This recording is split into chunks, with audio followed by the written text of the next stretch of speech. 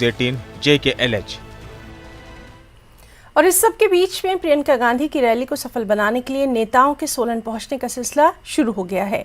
Team के विक्रमादित्य सिंह भी सोलन पहुंच चुके हैं। विक्रमादित्य सिंह ने जयराम सरकार पर बड़ा हमला बोला और कहा कि हिमाचल प्रदेश में जयराम सरकार सिर्फ फर्जीवाड़े सहारे की चल रही है। हर भर्ती में घोटाला हुआ है, जिसका हिसाब जनता इस चुनाव में कर देगी। इस सरकार में फर्जीवाड़े कहाँ पे नहीं हो रहे हैं। खनन माफिया है, भू माफिया है, आउटसोर्स माफिया है और पुलिस भर्ती का घोटाला हुआ है। पीपीई किट्स पीछे ली गई, उसमें घोटाला हुआ। सैनिटाइजर्स लिए गए आपके कोरोना काल में, उसमें घोटाला हुआ। कौन सा ऐसा विभाग है जिसमें घोटाले नहीं हुए? का पूरा कथनी और करनी हमारे पास उपलब्ध है।